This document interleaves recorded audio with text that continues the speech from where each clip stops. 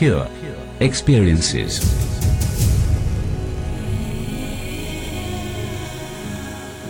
Welcome to the Pure Experiences podcasts.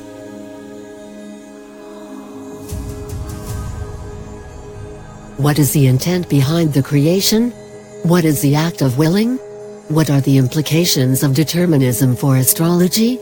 Is the mind trying to find its source? If this world is a play, is it possible to manipulate it, and how to do that? Let us explore these questions, and more. Welcome to Pure Experiences online satsang. This is the Sunday Q&A session. As usual, we are going to take up some questions, and if you have one, you can ask, or if you have any other comments to make or any other topics to discuss, you are most welcome.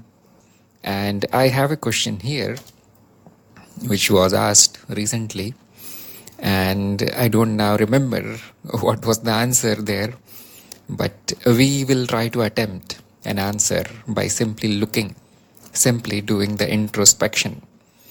So first of all, welcome to the newcomers. I can see Ashish has joined this meeting. So welcome to Pure Experiences. So this question I'm taking as a warm-up exercise. What is the intent behind the whole creation and the creation of the life forms? Now, if anybody wants to answer this, most welcome. Let me know your answer. Let me know your thoughts. It is just a warm-up exercise, you see, because this is Sunday, very lazy day. Mind stops thinking. And I usually pick up some these easy questions because I don't want you to go into the depth in the beginning, because as we start discussing, the conversation automatically goes in depth. You must have seen this. So anybody wants to say a line or two about the intent behind the whole creation, and especially creation of the life forms? When I say intent, I'm actually implying a conscious agent there. Somebody in the common language. Somebody, not a human, not an animal, not a god, somebody. There's something which has this ability to form an intention. The intention is of creating something other than itself. A special case of creation is the life form. The animals, the plants, and the humans, and everything. The embodied and the disembodied. So, what is it? What is the reason behind the creation? Now, as soon as I say intention, it is an ability of the mind to hold an intention. It is a desire of some kind. And as soon as I say the mind, there is a mind there which is forming an intention. That means there is already something which is created. There is already something there which is having an intention. So creation has already happened. This is the logical difficulty. This is the logical problem that is behind this question. That if you ask for an intention, something already has been created. Now you must ask for an intention of the creation of that thing which is intending to do all other creation. This is the logical difficulty. So the only solution is to assume, because that's all we can do. We can only assume that the creation of anything, even the very first thing, happens without any intention. It is not intentional. The intent is a part of the creation. Now, this is not a satisfactory answer, because you will say that then why is there a creation at all if there is no intention to create it? How can there be something without anyone doing something? Now, you can see clearly this is beyond the mind, and this is beyond the everyday human mind. Human minds, they work in a very specific way. They're bound in a very specific way. They're bound in ignorance. So let us see how humans create. Whenever I create something, I take something and change it. The creation starts in the mind. The creation starts with an intention. Let me create this. So, for example, I want to create pot, clay pot, I dig out the clay, I wet the clay, there is an intention to form it into specific shape, and there it is, the pot is there. Now, there is a purpose for it, I can use it for something. And this is the way the human mind works. There is an intention, there is an action, and the action is a directed action. It is not a random action. We call the directed actions as intelligent actions. There is intent in the word intelligence. So the intent and action, they give rise to creation as far as human activity is concerned. Now look at how the mother nature creates. We plant a seed and it grows into tree and flowers and fruits, and they appear. Is there an intent? Is there an action there? And is it an intelligent action? Now nothing can be said, because the mind of the mother nature is not like human mind. It is completely different. So we never say that somebody is growing the trees, somebody is sprouting the plants from the seeds, and somebody is creating the flowers. We cannot say like this, because we do not see any mind there behind this action, behind this happening, that is intending this to happen. So you can now see that these words, intentions and actions and the creator and the creation, they are all a creation of the mind. They are all a peculiarity of the human mind. It happens only in a human mind because of its particular way of functioning. It functions in this way. Intention appears, action happens, and it is a directed action. It is not random, and the product appears. And you will notice that we always take something from outside to create. It does not, our creations do not appear in thin air out of nothing. It is always a transformation, not a creation. That we do not create, we simply change using our intent. There is a difference between creation and transformation. So humans don't create, they call it creation for some odd reason. So you see, this is the way the mind works. And when it sees everything, when it sees all the life forms, and when it sees and this world, whatever is appearing is the world. And so the question arises, because this is the way the mind works. This is the way this is the ignorance in the mind, that there has to be an intent behind everything. Because whatever I create, whatever appears using my body and my thoughts, there is me behind it. There is an intention behind it. So it projects its ignorance onto the world, onto the life forms. So this is the answer. And it can be taken to another level by seeing that in the human mind also the intention never appears from anywhere else. The intention never appears by a will. It appears from the memory. And you can only do that which is already there in memory. And what is there in the memory? That which is already experienced. So you can say that the creation happens in the mind, but it happens through the memory, and is again a transformation of some kind. The mind is taking whatever is in the memory, transforming it into something, and that the same action appears through the body in the world. So no creation there, nothing at all.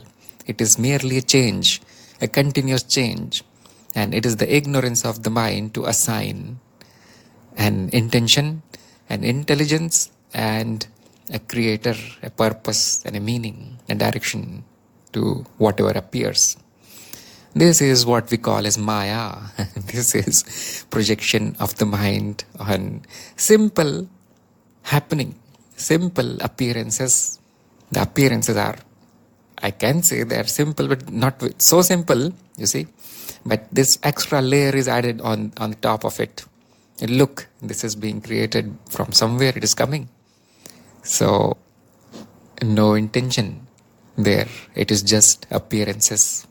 They appear in a very ordered way, Actually, they appear in ordered and disordered both, but the mind selects that which is ordered and does not make any sense of the randomness. So it is not, imprinted on the memory. The random things that happen, they don't imprint on the memory. A little bit of order, yes, appears as a creation, appears as a form. That is what is happening. There is everything, all possibilities. And the possibilities with a little bit of order in them, the low entropy patterns, they appear as forms when perceived through the mind. The mind itself is a form. This is the funny thing. This is the paradoxical thing. So I can go on and on and on. But Ashish has written something, so I'm going to read it. You shared yesterday on Twitter a video of Roger Castillo, who from the video looked to me follower of Ramesh Balsekar ji. I used to read and follow him 7 to 9 years back, but somehow his statement around lack of free will and all is determined by genes and conditioning seemed right as well as wrong. If this world is mithya, then anything we do makes no difference. But then it takes away a small degree of freedom. What is your approach on the effort to be made for self-realization? Where does astrology fits in? I am new to your group, so please excuse if this question has been answered before. I will check for archives then. Yes, this question this question comes up again and again, and we have attacked this question many times from many angles. And let me give you a warning beforehand that any answer is not going to be satisfactory. It's not going to be satisfactory. You are asking something which is about the Maya, just like you said, mithya. And nothing satisfactory comes out of it. Nothing. It is a mental exercise, I'll tell you. I remember the words of somebody great, probably it was, Gautam Buddha himself. Somebody, I've read it, that somewhere, that please don't mess with this Maya. Don't try to comprehend the world. You will only get a headache. Somebody said that this was said by Gautam Buddha. Now I don't know whether he really said it. Probably some of his disciples said it. And I've heard some stories from a great monk. His name is Swami Sarvapriyanand. You can check his videos on Maya. Write Sarvapriyanand and Maya, and you will get fantastic videos on his channel. So, at the Vedanta Society, his channel. So, he gives a very entertaining answer to this kind of questions. And he starts with the story of Shri Krishna and Narad. And Narad asks that, sir, please tell me about Maya. And all these questions, you see, whatever you are asking, what is this world and what is the meaning of my existence and my actions here? What is freedom and all? And Krishna, he laughs. He said, don't ask me that. Ask me anything else. But don't ask me about Maya. So the story goes on and on like this. He finally, could not answer this question. But he shows Narad what it is. So if you are interested, I'll tell the story, but it's best to, listen it from Swami himself. So let us see what you're saying. Yes, Roger is a student of Ramesh Balsekar. I had the pleasure of meeting him when he was in Pune last year. And he is a brilliant man, really, very brilliant.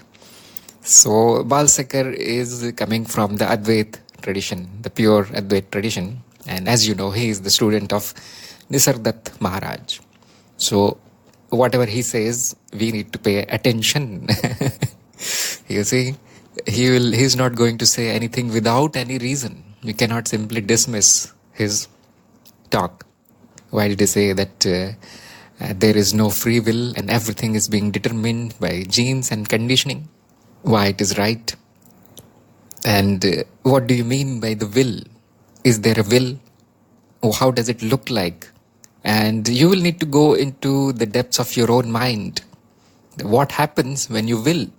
You see, before you can say it is free or not, or before you can say everything is determined or done by me, you will need to go into the mechanism of the will. What is it? Most people do not ask this question. They assume that I know what is will. I know what is willing. It is only word for many people, isn't it? Now I am taking you one step deeper.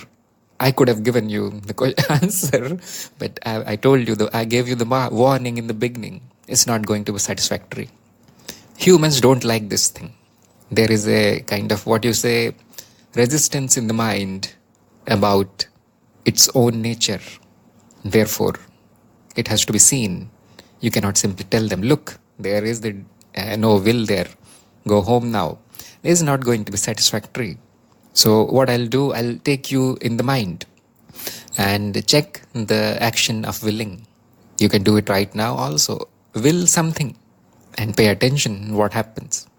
For example, I am now willing to drink a bit of water. It is my free will. It looks like that this desire appeared in my mind because I wanted it to appear. Check my statement. Now I can go ahead and drink the water. That is, external action that we are not concerned about. That willing has happened. After that, it is totally determined. The will travel through the nervous system to the body and in the world, and the action will happen. That is not the issue here. The issue is you will need to look at my statement that the desire to drink water appeared in my mind because I wanted it to appear. This is what I mean by willing. Just a simple example. You can take any example you want, you see. Please see this. This is the key I'm giving you. When the will appears, there is a thought in the mind that it has appeared because I wanted it to appear. I made it appear. Look at this sentence again. It has the word want. What is want? Another desire. I desired for this desire to appear.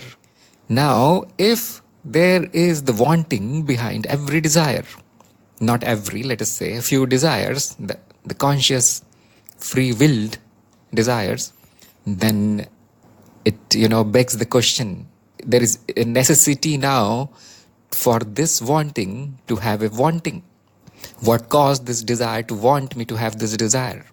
Now, probably it is already very difficult for you. So, let us go back to the question again. What has made this desire to drink water appear? And you can say, there will be a thought in the mind, I wanted this to appear. That is my free will. Now, what wanted this desire to be there? And now you go to infinite regression, which is a sign in the philosophy. We say, it is a sign when something goes like this forever. Why? And what is the cause of? It is a sign that we are on the wrong track. It is a sign that this is not true. You see, like for example, the first question I took, the need of a creator. If something needs to be there only because of a creator, then the creator needs to be there because of another creator, and it will go to infinite regression. So what we do, we discard the whole idea. We say this idea does not apply here.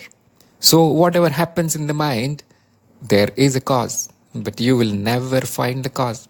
Yes, Ashish is saying, I am pointing to the cause for thought in the mind.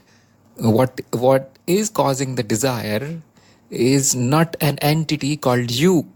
The thought is like this, I wanted this. Now, if you go in the depths of wanting, then you will get to the infinite regress. Then you now examine the I word, the I thought. Remember Raman Maharshi or Nisargadatta here, we are on his subject now. So I thought, the I dash thought. And this is happening in the mind again. This has also appeared as a thought. The I also appears as a thought. So there is no such thought in the mind of a baby, for example, or mind of an animal. There is no I thought. It simply happens through the mind. There is no ownership there. There is no doer there. Why does it appear in a human mind, a mature human mind, an intelligent human mind? Well, this is the function of the mind, the identity creator function of the mind. It's called ahankar. Aham means I, kar means creator, the karan, the cause of the I. There is a function in the mind. We call it the layer of the mind. A layer of the mind is called the identity creator layer. So it does it, the mind does it, something happens in the mind, and a process also arises with it, which says that I did it. Because the mind needs to keep track of the actions happening through this organism and the actions not happening through this organism. It divides the actions like this. Why does it want to keep track of these things? Survival, you see. This organism, the mind of this organism, needs to know what it is doing, needs to know what is happening in here. So everything that happens through this body, everything that happens through this mind and speech is owned and, stamped as I. This is what you call as I, or in Sanskrit, the aham. And note the difference between the self and the I. Self is not the I. The self, or the consciousness, is a witness of all this activity. You can witness it right now, you see. You do the action of willing, and the self is witnessing it. The I is doing it. This is how it is. So, we say after this analysis, with direct seeing, you see, if you remove all your conditioning, all your ignorance about this, simply by directly seeing how your mind acts, and checking the meanings of the words that it uses to form thoughts, you can disintegrate this whole thing, destroy this whole illusion of a doer, an I, and willing, and a wish to will, a want to will, and so on. This you will find this is simply a loop which refers to itself again and again, and this goes on in the mind. This is the waking state of the mind, you see. And where I was. So what we do is we disregard this thought. Like in the case of the creation and creator, we disregard. We say it does not apply there. Don't try to mix these concepts. So here also we say that the willing and the I, they do not mix. Do not say like this, that my actions are willed, because you won't find any meaning there. Now for the ego or the ahankar, this is very dissatisfactory answer, because it will fall back into its I thought. No, I am doing it. I am very, very sure that I am doing it. Look, I picked up the glass and I had a sip of water. It happened because of my will. So it is very tricky. You will need to go back to yourself again and again and again. You will need to go back to the direct seeing again and again and again. And then you can dismantle this illusion of the doer. And you will see that the other answer is that action is happening, isn't it? You cannot say that nobody is doing it, so no action is happening. No, the action is happening. So what is the other alternative? It is happening because of the programming of the mind, which is the memory of the mind. And whatever is happening through the body is the conditioning of the body, which is genetic conditioning. What is genetic conditioning? It is also a memory of the lower layers of the mind. It is memory of the mother nature. It is being conserved in the form of genetic material, and it expresses again and again and again in various life forms. So again a memory there. So the higher layers have their own memory, and that is happening. That is what we call as the jiva. So it attaches itself to the form again and again and again.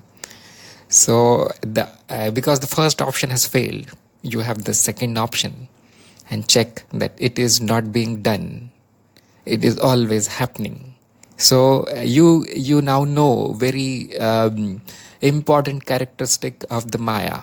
You see, in the Maya there is a lot to study, although it is totally useless, I'll say. But if you are interested in Maya, the Shakti part, the half part of the Shiv, the Shakti, that is the expression of the Shiv, or the expression, consciousness is in motion, you see, and the wave on the sea, you can call it anything. So if you want to study that, you will find something very important here, that the Maya appears. That's all. It is an appearance. Nothing is happening there. Everything is appearing. Then the mind comes in the picture and connects all the dots. Isn't it?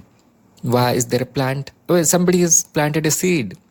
And then, it makes a story out of these appearances. A logical sounding story. And whatever happens through this body, this organism, this jeev, you see, differentiate between the self and the jeev. Jeev means the sum total of the human mind, you see. Whatever that is taking births, whatever that is dying. So whatever is happening through this part of the Maya, this is all Maya, this body and jeev. So it will again create a story, and very logical story. Perfectly logical, because this helps in survival. If you don't create this story, well, survival is gone. It will be a dysfunctional mind. So this illusion is a necessity. The illusion of free will is necessary for the organism to function in this relative reality, the Vyavaharik reality, the transactional world. Otherwise it will fail. It will, this organism will not survive. So it has evolved like this, and it has evolved to it in the human beings, and it has evolved so much that there is an ego now, and it is actually controlling. There is an illusion of control also. It controls itself, you can say. For example, if you make a robot, looks like it is controlling itself. It wants to walk through the door, does not want to bump in the wall, and so on. But what is behind the robot? There is a program, there is a memory. It is simply executing that. And if you make it complicated enough, it will look like as if the robot has a mind of his own. And we will start calling that thing as a living being. You can see in the nature, the insects and the tiny animals, they are almost robots. You see, they are forms of the same consciousness, but they are memories of some kind. So we know this important characteristic of the Maya, that it simply appears, and the mind will make the connections in what is appearing. This is another layer of illusion on what is already an illusion. Yes, Krishna is saying that AI is a misnomer, is more learning and taking into memory and following. Yes, exactly. So then, do I have no will at all? This, whatever I is. You see, the ego has no will. That is kind of certain. The ego itself is a program. It's very sophisticated, that's all. Right now, whatever you're hearing, whatever this thing is saying is already all programmed, you see, coming from the memory. Is there no will at all? Now let me twist your mind a little bit. There is a will. It is only one action. Yeah, Ajay is saying self do not have free will at all. Well, you cannot apply the concept of willing on the self. It never does the willing, and it never does the deterministic also. What is the self doing? It is not doing. It is not doing anything. It is a witnessing. It is a witnessing thing. You see, it is the universe itself which is witnessing. So things appear. If you use the word doer, doing, willing, it all goes to the relative level. It all goes to the human perspective, not the absolute perspective. In the absolute perspective, these words are meaningless. So I was telling you, is there no will at all? Look at your awareness. The awareness is the action of the mind, where it realizes that there is a consciousness behind all that appears. This is the awareness. This is the highest layer in the human mind. When you shift to awareness, this does not come from the memory. When you are in the awareness, this does not come from the memory. There is no programming in the mind that will show you that, look, there is a consciousness. No programming. Now, I'll leave it as an exercise for you. This is the greatest sadhana. Yes, for Jivan Mukta, no free will. For doers, not yet realized jivas. In Vyavaharik reality, there is free will. Pretty clear, you see, he has said this thing in one line. Now you will need to find out the truth of the statement. It's very true. In the practice, in this world, in Maya, you will need to use the words belonging to the Maya. Nothing wrong there. Please do not mix the absolute with the relative. That is what people do. And then they get confused. Oh, he said there is no free will, but I am doing everything in free. You see, our society is based on free will. If I kill somebody, I cannot say that it is happening, it is Maya, it is... No, you will be given punishment. In the Maya, do not act from the absolute. In the absolute, do not act from Maya. There can be in-between levels, which you will find as you progress. So, very, very nice statement. Thank you. There is free will in Maya. It appears like this. Look at the Maya. It is only an appearance. So, free will is also an appearance. But very useful. Very, very useful. Don't give up your free will. Don't give up your free will just because you know that there is no such thing. You will need to use it. Just like we are using this body, although we know that it is also an appearance, it also appears. We still use it. we do not, kill the body. That is not the proper way to get liberated. Yes, Ashish has said, Nisargadatta and Ramana used to also say this. The only thing you can do is go to the I am, and stay there. Yes, that is what I was saying. This is the greatest practice in this universe. All other practices are simply steps to reach the awareness, isn't it? On the path of knowledge, we start it on the first day. First day for sure. See the self, realize the self. How do you do this? By discarding all that appears, including wills and all. You see, accept this I am, accept this pure consciousness, the witness, the Sakshi. Everything is an appearance. So remain there as much as you can while letting everything happen as it happens. There is no need to meddle in what is happening. This is not really happening, you see. Whatever you do to meddle in this is also an appearance. What are you trying to do there? So you see, for a seeker, the only will the seeker has is to go back to the awareness. This will never come from memory. This is inherent in the universe. Every creature, everything, even a rock is doing this, but they do not have the apparatus to express like we are doing it. We are expressing this thought that there is ultimate witness there. And these creatures, babies and ignorant humans, they cannot express this thing. That's all. That is the only difference. So it does not mean that we have gained the free will now to become aware. No. We have a very advanced intellect which can express this experience. That's all. That's all. This is all you can call as enlightenment if you want. It is not gaining of an ability. It is simply a realization that behind these appearances is a screen. The screen of the self, the Atman, which is equal to the pictures that appear on the screen, identical to the pictures that appear on the screen. Just like your monitor or screen that you are viewing is made up of the pixels, and there is no difference between the forms that appear on the screen and the forms itself. You see a picture on the screen, it is nothing but the screen itself taking this form. Now, the only thing is to discriminate that the form is not the screen. It comes and goes. That is the sign of the appearance, that it never stays. If it's changing, well, it is an appearance on the screen. So, the ultimate reality is the empty space-like screen. It is not space-like in this physical space, no. It is the Chiddakash, or the conscious space. Everything appears there. As an illusion, you can call it illusion, and it is not a right word. Maya is the right word. Because illusion means there is something real that may appear someday, you see.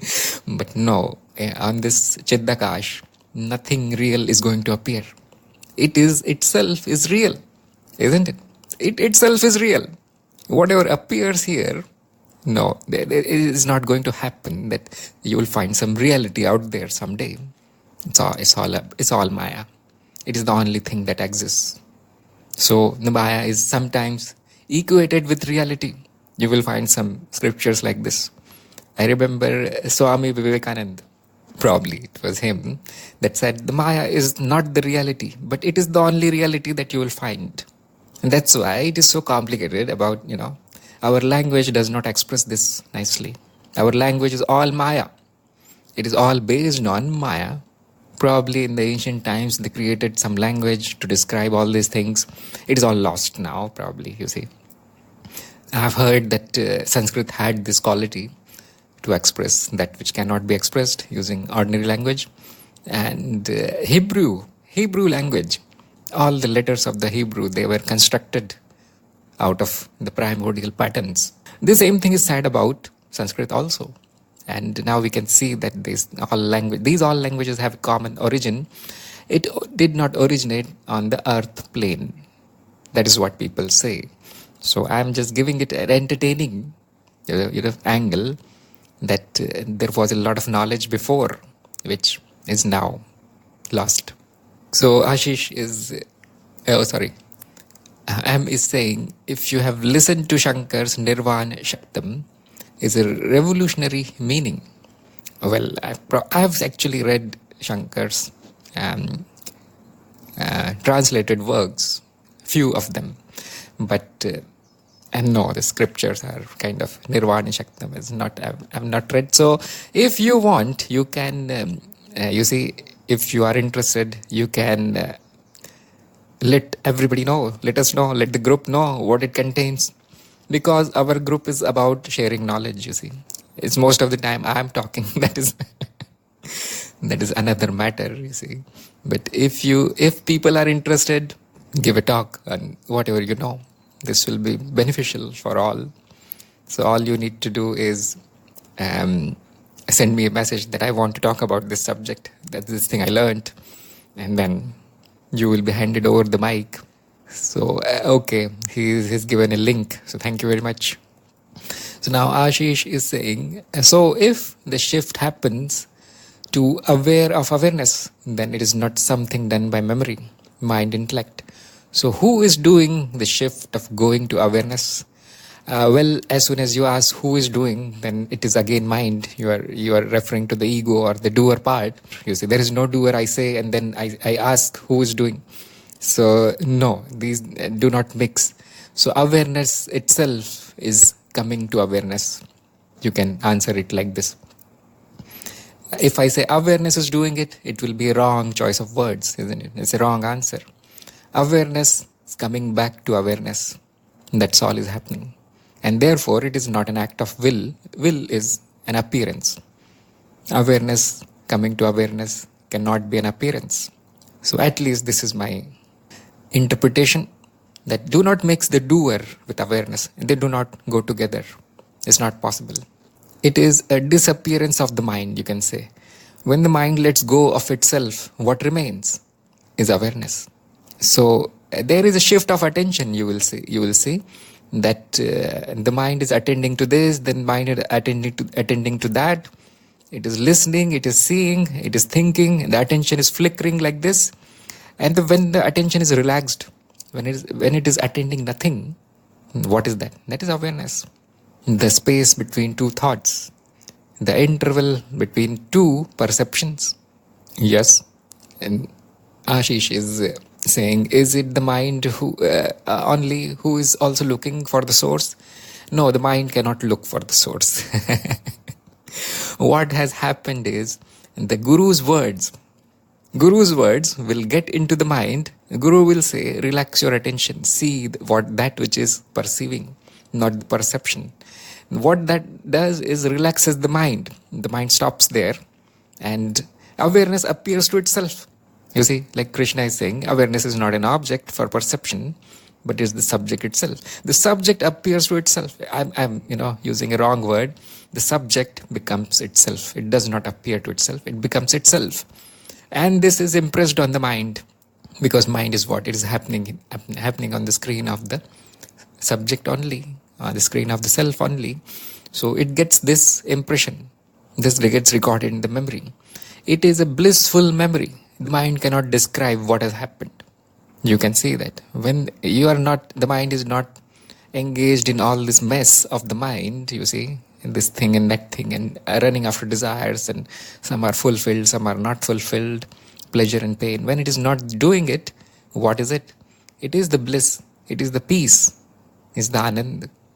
That's all we can say about it. That's why the awareness is also called Anand. Is also called the Satchit Anand. There is Anand in that Satchit Anand. So mind cannot look for this thing. There is no possibility for the mind. The words of the Guru, they take you there. Because if you don't hear these words, there is no possibility there.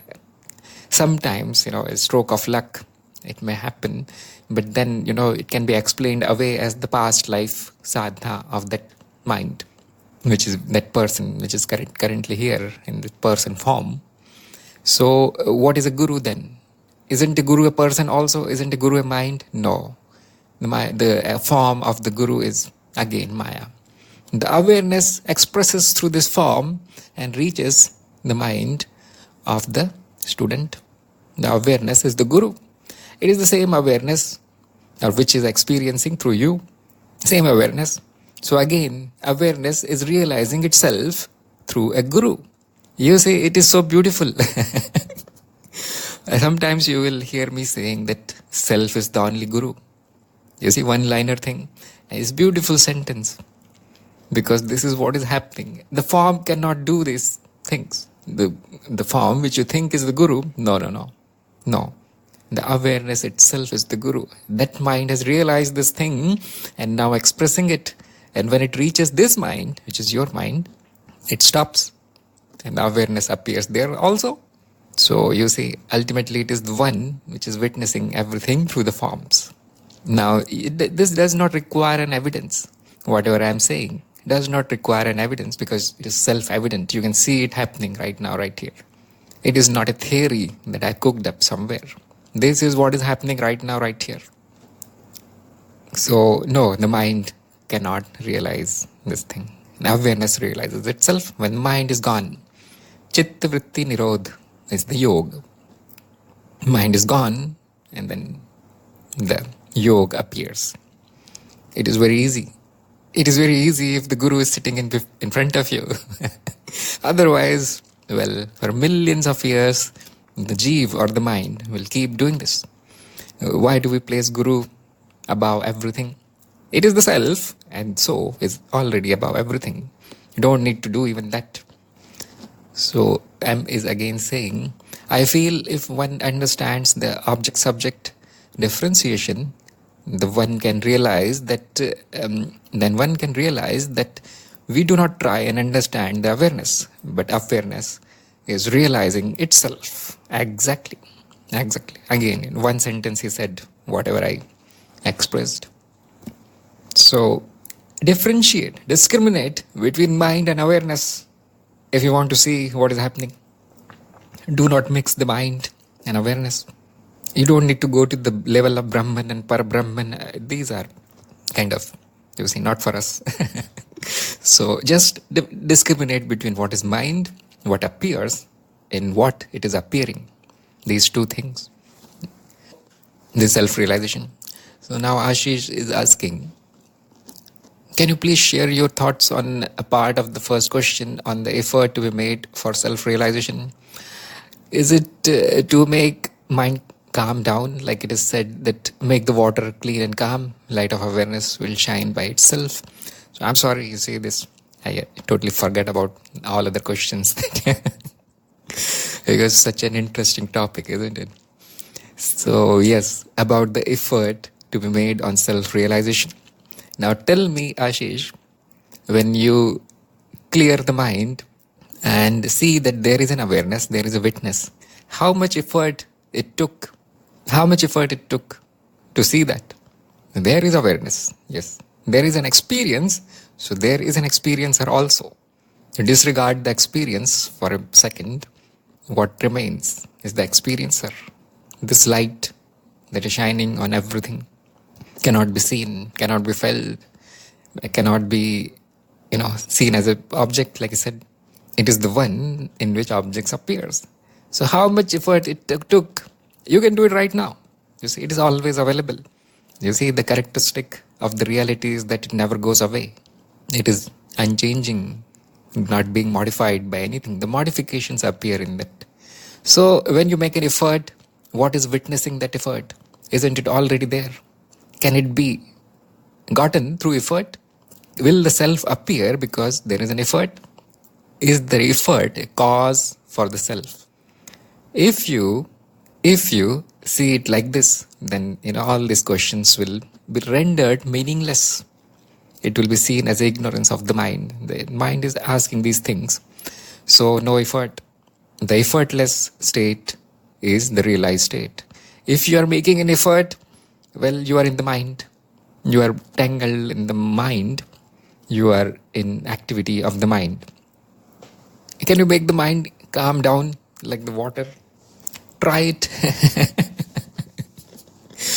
Can you make the effort to make the mind calm down? Yes, Am is writing something. So please keep writing.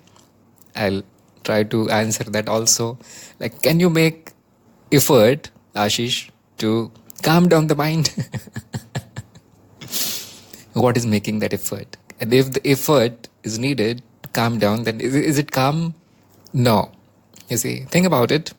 The self is there. The screen is there with effort and without effort. It is always there. If you make effort, you will reach there. If you don't make effort, you're already there. You see, it's all confusion created by the mind. The light is always there, effort or no effort. So he's now saying, but permanence in that state is not there. No, that is again a delusion of the mind. It is permanent.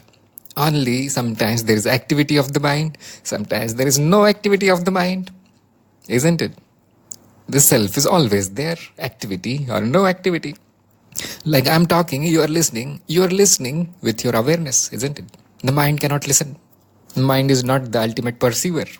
So there is activity of the mind, which is listening, paying attention to what I'm saying.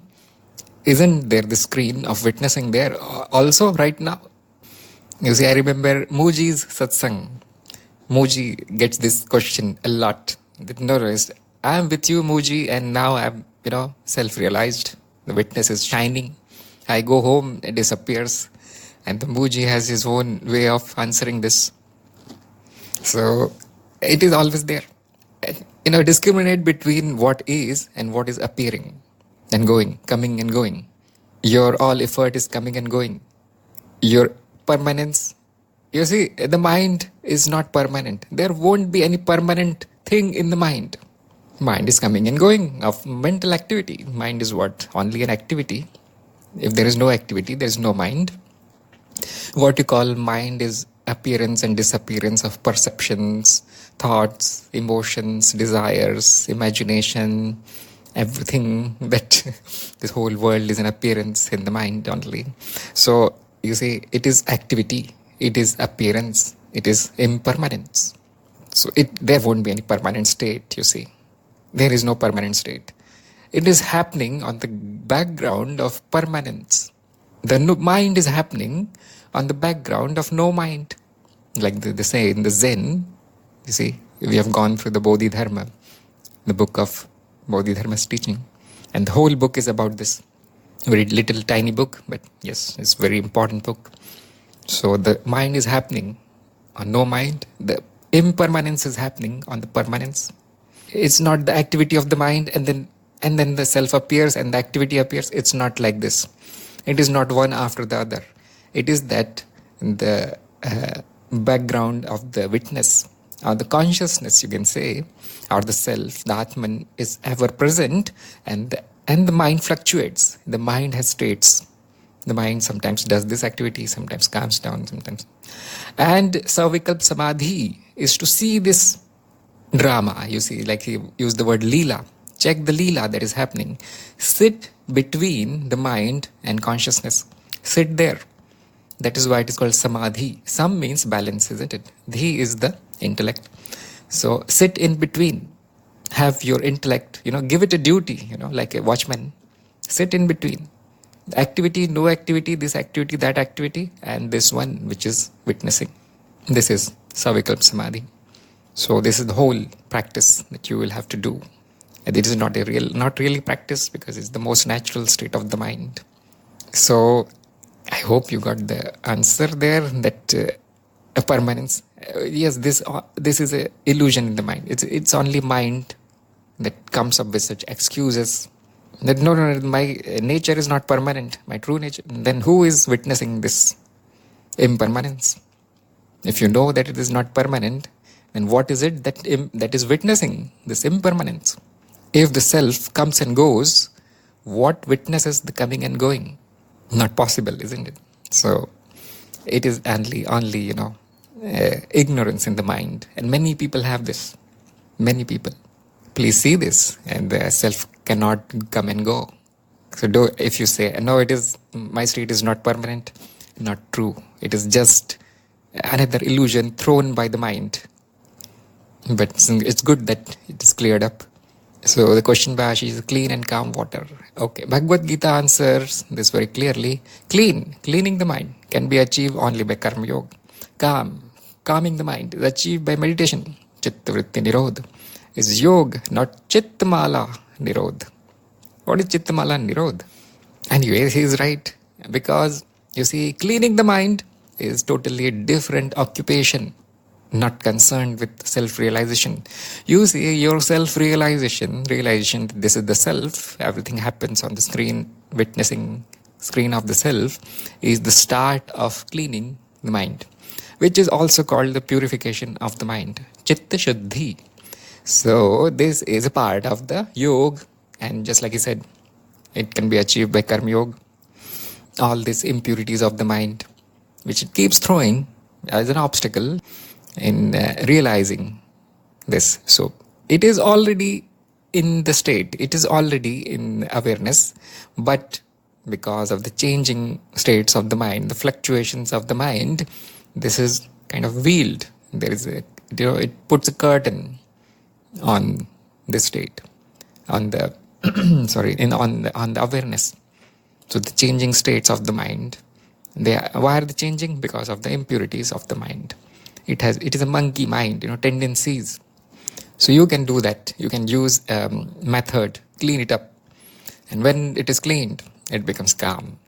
Now it is not kind of affected by what is happening in the mind or in the surroundings, which is also mind. So this is called the Sthit Pragya state of the seeker. So this happens only when you know how to remain stable, and that will happen only when you know who is it that remains stable. Mind cannot remain stable. This purification will start from realization. It is not that the realization is not the end product of purification. You can see so many people, they are purifying everything, body and all, but no realization. How is that possible? It's the cart before the bull. You see, you put the bull before the cart, and then it will go forward. So first realization. If it is not stable, purification. If you want to achieve samadhi, it is 1 second job. If you want to remain in samadhi, 1 lifetime's job. So Ashish is saying, I am Krishna. I think all what is mentioned as karma yoga, chanting, bhakti are just the activities meant to engage mind.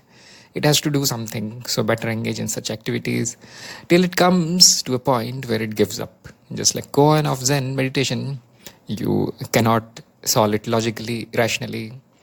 When you give up, the answer appears. Exactly. You have the proper understanding of spiritual practices. The practices will lead to no practice. The activity that is such that it leads to no activity. This is the essence of all spiritual practices. On the path of knowledge, the knowledge will lead to no knowledge. The Ved will lead to Vedanta. End of knowledge, you see. So yes, if you're doing a practice which is keeping you engaged for like a donkey for rest of your life, it's better to give up that practice, you see. It's not taking you anywhere. Yes, very nice, very nice. So Chittavritti is yoga way to defining approach. Advait says what to do when nothing has happened and who would do it. Well, I don't really understand here. Let me read it again. Chittavritti is yoga way to to defining approach. Advait says what to do when nothing has happened and who would do it. I still don't understand. Okay, so first step is cleaning and then calming. Great. Yes. I agree. Who is aware of this impermanence? That is the key. Yes, that is the key. Uh, you know, look for that which is the ultimate always. Always step back, step back, step back and see the ultimate. If you are seeing something, then if you are seeing some activity that comes and goes, then you are not at the ultimate. So hopefully that is all of the questions. There is one more. Where does astrology fit in? This is interesting, isn't it? I'll tell you something which I don't say usually, and you will never hear it from anywhere except one or two, people like Sadhguru. And that is, astrology is true. Astrologers are false. I'll repeat this. It's very important. You see, if you have interest, this is like a mantra. Astrology is true. Astrologers are fakes, all fakes. I'm not saying that there are no people who cannot know the future. I'm not saying that. What I'm saying is these people, they do not make a business out of that ability. They do not call themselves astrologers. Astrologer is a profession, you see, in India. It's everywhere in the world actually now. So that is a means to earn money. That's all it is. Now, if people are getting satisfied with whatever the astrologer is saying, then, no complaints. Let it happen. Who cares? There is this placebo effect and all those things are there. So it is not astrology as per my little knowledge that I have. The astrology that was there is now lost. And astrology is not a numerical science. It is not something which you get by reading the book on astrology, by drawing the chart, by knowing the date of birth, by doing this and by doing that, by knowing all the positions of the planets. You will become a good mathematician that way. You will not become an astrologer. What people do, there are books on the astrology and there are traditions that are in India. They are kept a little bit secret because, related to money. And so it has all become like a very crude thing. It is a science of the mind. It is a technology of the mind.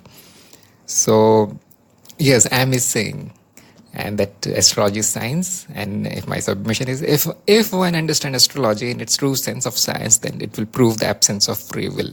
Yes, exactly, yes. Because if you can predict everything accurately, that means it is all determined. It's all already there. There is no time really. You see, if it is already there, is there something which is future? No. It is one solid block of past, present and future. It's a space-time. It's not really time. So, and you arrive at something which is nearer to the reality. It's all already there. It is merely appearing because of the activity of the mind. And the mind creates time out of this. Its activity.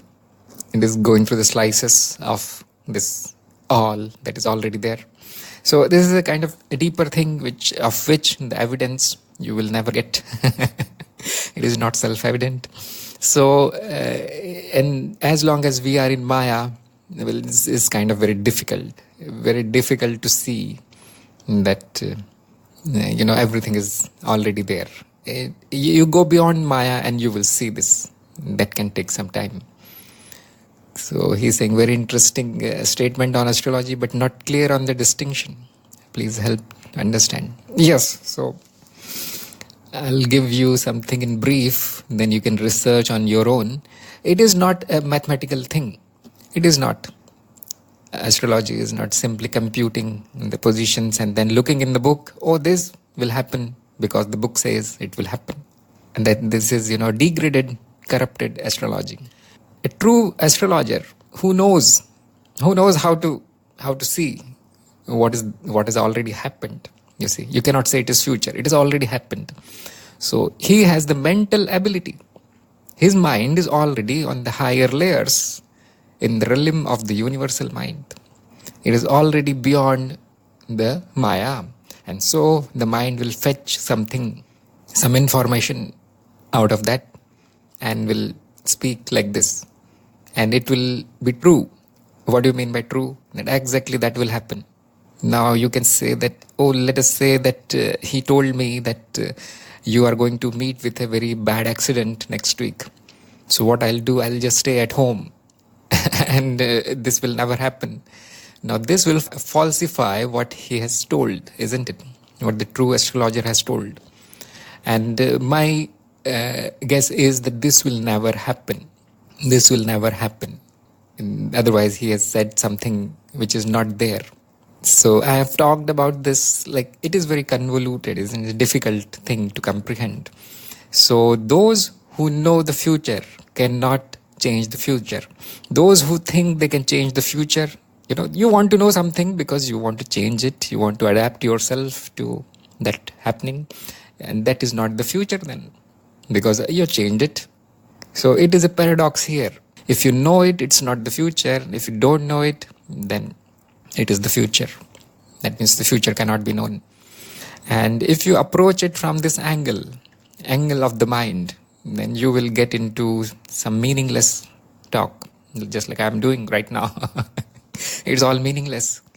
You will need to approach and the past, future, and present from an ultimate point of view, where there is no past, there is no future, and there is no present. Or you can say it's all present. It's all present, isn't it? If there is no past and future, then whatever remains is the present. The presence is of the whole, not of a slice of time. The presence is always of the whole. And everything that has happened has already happened in this presence. It is eternal presence. This is true astrology. Now you can come down a bit, you see. Come down into Maya, take a step into the Maya, and you will encounter the Akashic records. You will encounter the Akashic memory, which I also call as the universal mind. It is not a static memory. It is very dynamic, evolving memory, because you have now left the ultimate. You are now in the realm of change. Now you can read whatever has already happened. If you can read that, there is no way to change it. You cannot do whatever the astrologers tell you, give me 1,001 rupees and I'll clear this mess out of your life. Now, is it possible? Is it the future then? Isn't the future now clearing of the mess? Why did you predict that, which was anyway not going to happen? So you see the falsehood there. You see the illogical thing that the astrologers do. Now, I'm not saying they will not predict. They will sometimes, especially the past. It is my own experience that I met a few astrologers. They correctly told my past. As soon as it comes to the Graha Shanti or whatever, they want to extract money out of you or the future, especially the details of the future. Not possible. Don't do anything. They don't do anything about it. It is all fake. Now, since the jiva is determined by the memory, you can correctly predict that this and this will happen in your life. It is fully determined. But again, they won't tell you, even if they know. Because they are spiritual people. They are not in the business of telling this. You go to a guru and they know all your lives, present life, future life, past life, everything. What will they say? Continue doing what you are doing. Continue doing what you are doing. It is the best thing that is happening right now, right here. Because as soon as I say, change this, it is leading to something horrible. Change this. And now there is a fakeness there. There is a falsity there. Because, if it is, you can avoid that, then it is not the future. Then it has not happened in the future. So how can you say that? How can you change that which has not happened? So as soon as you go into this kind of discussion of astrology being true, then you will find, no, it's not. And you go into the discussion which from the spiritual angle, then you see the truth. Then you see how this Maya works. It is presenting you that which it is already there. Now it is up to the mind, you see, how evolved the mind is. If it is not evolved, it will see it as situations that are not in its control, and it wants to know what will happen, because it sees that the day follows the night and night follows the day. It wants to know what will follow in my life. This is what you call the cause and effect thing. It has made a model of the reality, and then it wants to know where this thing is going. It is not like this. Just like I said, if you want to get into depths of the Maya, it will give you a headache. That's why I don't talk. That's why I don't talk about such things. So the practical thing to know is that, yes, this is Maya. So everything is possible. It is possible to know the past, possible to know everything, know the future also. But don't get into this astrologer stuff. If you want to know, really, develop your mind to that extent, then you will know. These people are called Trikaldarshi, by the way. So, and for them, there is no past, no future. It is all here, now. Sometimes they will say things. But if you are really interested in astrology, you should become a true astrologer. Don't pay money to know that which is fake. Don't try to change it if you know what it is. It is not possible, you see.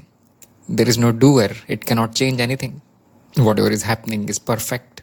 There is no free will. From the ultimate sense, it will appear as a series of events caused by the free will of the agent. This is how it appears. It is not like this. It will appear like a moment-to-moment flow of time, coming from the past, going to the future. This is how it will appear. And it is our ignorance that we think it is true. No, there is no future. There is no past. That's why it is completely here and now. And that is the deep meaning of determinism. Determinism is not that you write a formula and it will happen like that the formula is predicting. This may happen in case of the physical world, for example. As soon as you go into the higher layers of the mind, no formula there. So I think it will be very confusing if you get into the depths. But I encourage you to explore the mind. Don't go to astrologer and do this kind of, pay money and all. You can, but, as an experiment only. I did that. I went to few astrologers. I saw that there are very, very talented people in India. I saw that there is some spiritual attainment. And there are some abilities in the people. Now, because I cannot prove it to you, I don't open my mouth. On the path of knowledge, evidence is everything, isn't it? We work from the evidence, direct experience. But it is my own, interest. I'm interested in the weird, crazy things. So I keep doing, and I found there is a truth mixed with falsehood. Because it is a possibility to know, and the universal memory, the Akashic records, it is possible. You can attain that level, get there, and you will find few examples here and there if you research. As soon as money angle comes in, as soon as it is made into a profession of astrologer, you must have read that thing in the paper, Kumbh Rashi. You will get money today, and that's totally garbage. You see, how many people are there in Kumbh Rashi? Millions of people. Yes, their future is there, but not as written by the astrologer. It's all garbage. That's why I say there is no such thing as astrologer. Nowadays it's not there. Those who know, they do not practice it. They will not tell you. And you want to know, you know it yourself. Do the practice. Attempt to know the universal memory. And then you will know everything. Once you know everything that is in the universal memory, you will lose interest in it. It will be an extreme detachment of some kind. It is like, you watch a movie and then you don't want to watch it again. Why? It's already there. It's already known. You will lose interest in it. So I can make you lose the interest in all these things, but I won't do that. Let me read. There is a lot of comments. There are two ways in which mankind prophesizes theories and sciences. Starts with data and establish the theory, gravitation, thermodynamics. And second, start with theory and establish data, like just like Einstein's relativity. And many astrologers go with data of what they know and create story, which has to be the other way around. And many astrologers misuse the mental status of the client, usually depressed, yes, a miserable person, who are frantic for anything better. So very good, yes. It is empirical science, just like I said. You go from the data. Just like, you study a million hands, the lines on the hands, you study a million of them, and when you derive your conclusions out of that data, you will get an empirical understanding of what the hands indicate about that person. And if you encounter a new hand, you can now try to predict. Look, that 1,000 people has this kind of thumb, and they all died with this kind of disease. And this fellow has this kind of thumb. Now, there is a probability there. He will also die of this kind of disease. So it is an empirical science most of the time. And it is kind of wishy-washy most of the time. Yes, there will be probability. You are born on this date and this nakshatra and all. There is a probability. There is a chance, you see. Nothing more than a chance. So Ashish is saying, I do a little bit of astrology practice out of curiosity to understand it. One thing I have realized that future is a set of possibilities. It is not final seen. Depends on strength of possibility, like probability bell curve. And your upaya can help us pick up one of those possibilities. What you have said, Ashish, is a view coming from the Maya. In the Maya, it will look exactly like what you have described. The events that are going to happen are going to look like possibilities. And the more gross the layer of the mind is, the more predictable it is. For example, you throw a stone in the air, it will come down. You can exactly predict where it is going to land. This is the physical science, isn't it? This is the physics. So, but as soon as you go a little bit deeper, you will say that the possibilities, they become really cloudy. That is quantum physics. Is it really deterministic? No, it is not. It is statistical, you can say, not deterministic. And this is the characteristic of the mind. You have, realized one more characteristic of the Maya, that it is statistical in nature. It is not deterministic, not undetermined. It appears as possibilities, exactly like you said. And your upaya can help to pick one of those possibilities. Now you are entering a total new subject here. You see, knowing things is one science, changing things another science. What is that called? That in the Tantra, we call it the science of manifestation. And now you'll know what I'm talking about. Many people are trying to do these things. They are trying to bring things into their lives, manifest. And I'm not saying it's not possible. Everything is possible. This is Maya. This is for our entertainment, This is a game. It is possible. Now, the only thing is people don't know how to do that. In the Tantra, there is a key word, which I am going to give it to you because you are interested. Those who are interested will receive, you see. There is a key word which I have learned, and that is sankalp. That is sankalp shakti. It is also called intention in English. It's not the exact translation. Intentions, they appear out of nowhere, isn't it? But sankalp is something which the tantric will do, and will do it in a way that it becomes kind of crystallized, it becomes solid in the mind. This is done through ritual. What you are calling as upaya is a ritual to crystallize your sankalp. You can say in simple words that you form a very solid intention and force it by external means. Through a mantra, repetition, or through objects, or there are very advanced ways to do that. This is all the tantric science. This is all lost, to be frank. To be honest, if you ask me, show me, I won't be able to show you. I don't have that art. But this is the key. I know this only, so I'm giving it to you. And the upaya which the astrologer does amounts to, zero, nothing. He has no sankalp. Sometimes he will tell you to hold the sankalp. And that is, that is a little bit honest astrologer there. If you pay him money and he does the ritual, well, it is all, games of possibilities, toss of coin, may happen, may not happen. If you do it yourself, hold the sankalp, do the recommended ritual yourself, then you can hope for a little bit of outcome there. And if you do that, you are in the domain of Tantra now. You are trying to control the Maya, which I am not saying it cannot be controlled. You see, you are the supreme. We are all supreme, so we can manipulate the game. And those who evolve further, they will have this kind of ability. That's what we call as siddhi, the powers. So predicting the future and manipulating it, there are two siddhis, two minor powers.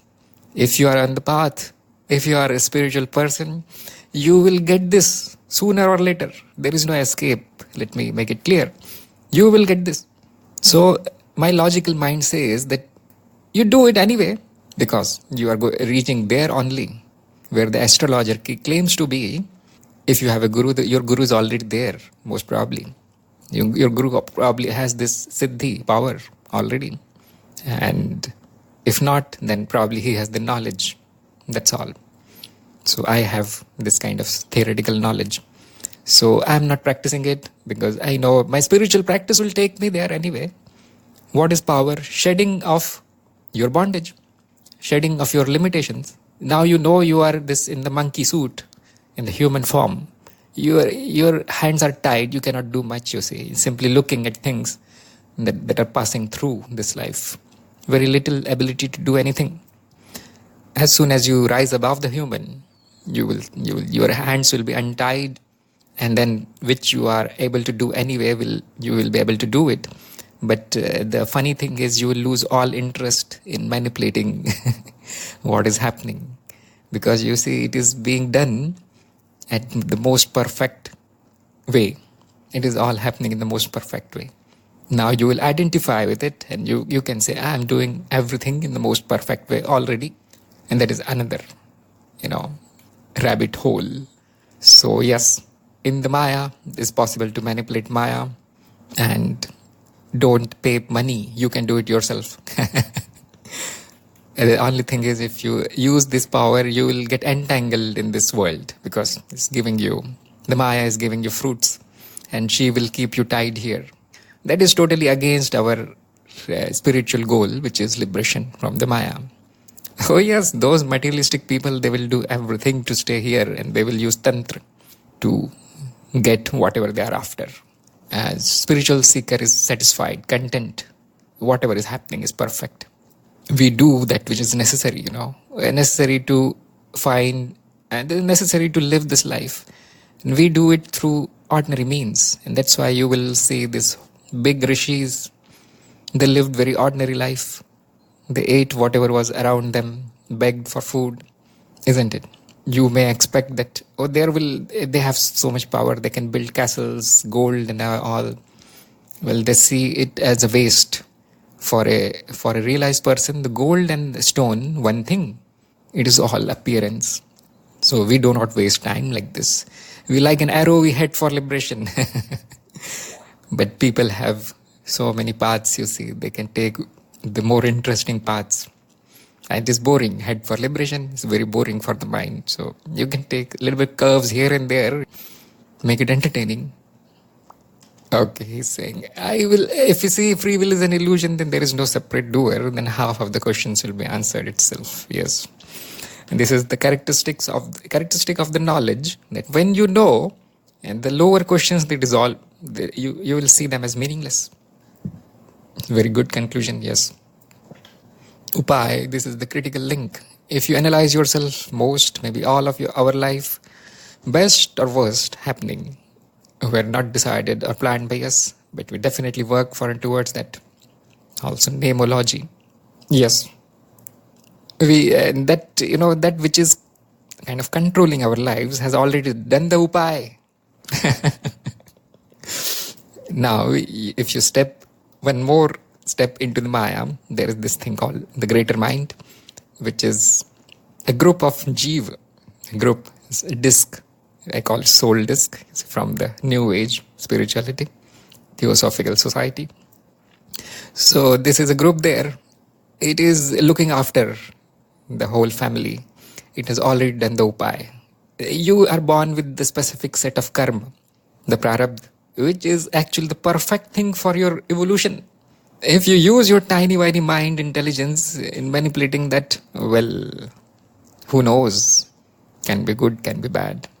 He's asking about numerology. Yes, all these logies, they amount to the same empirical thing about the name. And there is something interesting that in the old times they used astrology to determine the name. So from the name you can, simply hearing the name, you can say many things about that person. It was kind of a very clever thing to do. Like they made an index into the database kind of thing, that the index itself will tell you what is the content of that field. And this is a very intelligent thing to do. Now it's not there. Now people keep any name they want. I know my name was kept by astrologer, but hardly useful nowadays. Yes, you can check the name and say a few things. You can check the date of birth and say a few things. But I don't think it cannot be kind of resolved into true and false. That's why scientific people do not call it as science. It is statistics, like sociology, something like that. And some people are amazed when some coincidentally something comes out to be true. It is funny. It is very funny. I cannot call it totally false. I cannot call it totally true. So your experience is your truth. Your direct experience is your truth. Yes, he's saying, thank you, Tarunji. I fully agree. It binds you. Let us first get the real goal and then we can play with the toys. Yes. See, spiritual thing need not be boring. It need not be dry and black and white. Intellectual exercise. You can play. This, everything is created for our play. It is Leela. There is a nice saying, a quote that I heard on Twitter that, we suffer that which the gods made for fun. You see, it's a deep thing, deep sentence. This is our play. And look how we are suffering it. Because we think it is real. Because we have lost all these powers to manipulate it. All there is this body. And now you are so limited in the body. You can do things with the body. Now this is, having a body is another siddhi. You see, it is, a tantric will say body is kind of a power. So a disembodied jeev is not as powerful as the one with the body. So anyway, that is a total different discussion. So we can play. Once you know this is a play. And I'm not saying the intellectual knowing. You need to see it like this. See the one that is playing, and now you know. Again, boils back to knowing the reality, knowing the true essence. And then you can play. Yes, this is all toys. These are all things made for us. But if an ignorant person starts playing, it is a disaster. When a master starts playing, it is a piece of art. It is perfection. So all these bodhisattvas and rishis that are looking after humanity, what are they doing? They're playing. Look how perfect it is. Look how nicely it is set up. This earth, this planet, is already a paradise. It is a piece of art, isn't it? What has the ignorance done to this? Isn't all the misery a result of our ignorance of not knowing this is a play? Isn't it? Why am I trying to hoard stuff? Why am I killing the person who has more than me? I think, all ignorance. And that's why, first thing, clear the ignorance. Then you see, you're free. And the infinite playground is here. It will never not stay. That is another thing. It is impermanent. But yes, the impermanence is more beautiful. As soon as it becomes permanent, it's gone. The beauty is gone. We're not interested now. So you can have a cement flower. You see, carve a flower out of cement, put it in your garden. You are not going to look at it for more than one day. And a real flower blooms in your garden. You take pictures and send it on Twitter and WhatsApp. Look, a rose, a blue rose. It's very expensive. So, and this is what we like. We like the impermanence. And the whole ignorance is trying to make it permanent. Don't worry, even if you can make it permanent, it will give rise to misery only. So whatever comes now, whatever appears now, has to be enjoyed. So M is saying, it is said, magician only fools others, for they know their reality. However, they set the fools themselves with the unreal power they get. Mind is material, so never mind.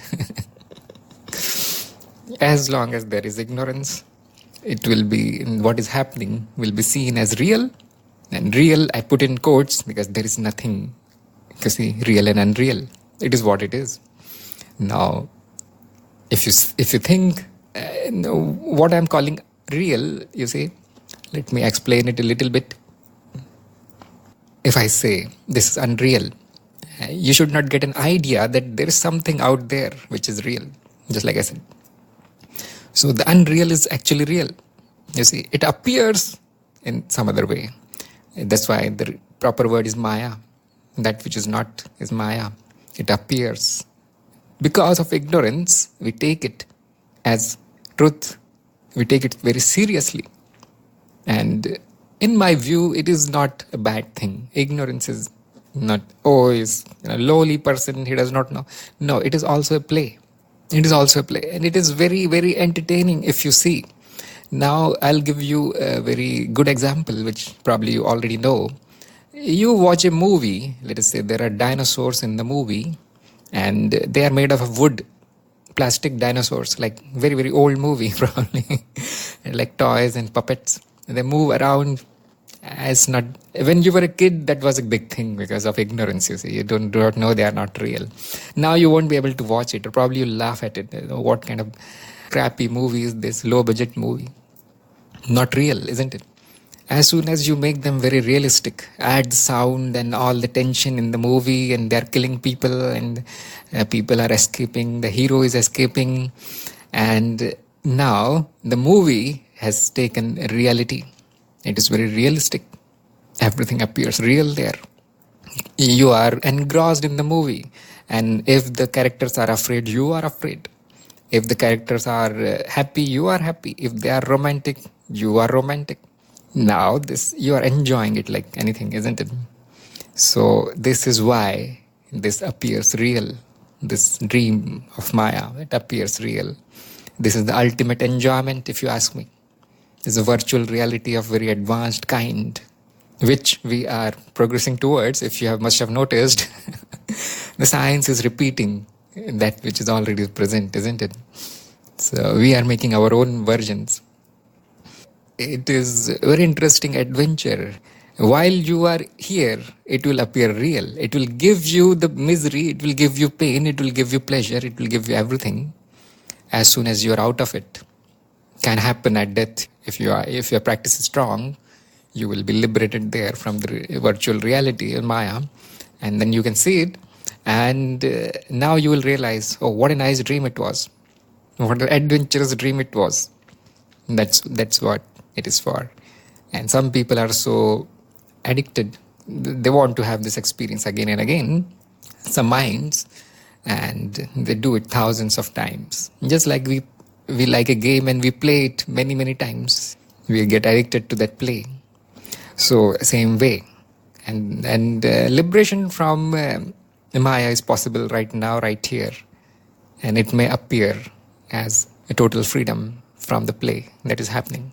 So it is possible to simply identify with this avatar, this virtual character that is in the play, identify with the player, which is the self. That is the liberation. M is saying, someone said to Swami Vivekananda, now I understand everything is God. But Swami said, this is incorrect. There is no everything. Yes, what they call as God does not appear as a thing, you see. It is that which is the self. And therefore, you are that. You are everything already. If you say, I understand this thing which is not me, something is wrong there. There's duality there. The truth is non-dual, Advait. So there can be, steps in between where we identify with the universal mind or the Vishnu as a God, or a creator, as a God. These are all steps to take the student to the ultimate. And this is the Bhakti Yoga. Now you can, understand it like this. By creating sections of that which is. And the ultimate, the last jump is, you come back to you. I am the one. I and the Father are one. This is the Bible. So after that, you are free to do whatever you want. This life there is only one goal here, to become happy and to become free. Once you are free, the happiness will follow. And then this happiness is expressed, this freedom is expressed in our activities, which we do in this game.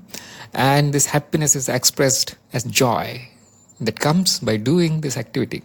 Now everything is solved, isn't it? It is crystal clear. Now these such questions should not arise. What am I doing here? Why my life is misery? What should I do? What is my purpose? They are all solved. It takes how much time? 5 minutes to know everything. And that is why it is said in one of the Upanishads that when you know the self, you know everything. You will know everything as soon as you know what you are, what is your essence. Now, these questions can be solved by yourself, and they will be self-evident.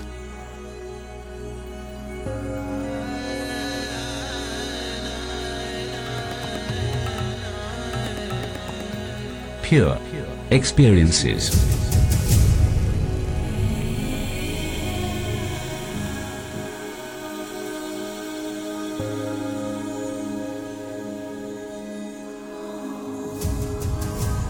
You were listening to Pure Experiences by Tharun Pradhan.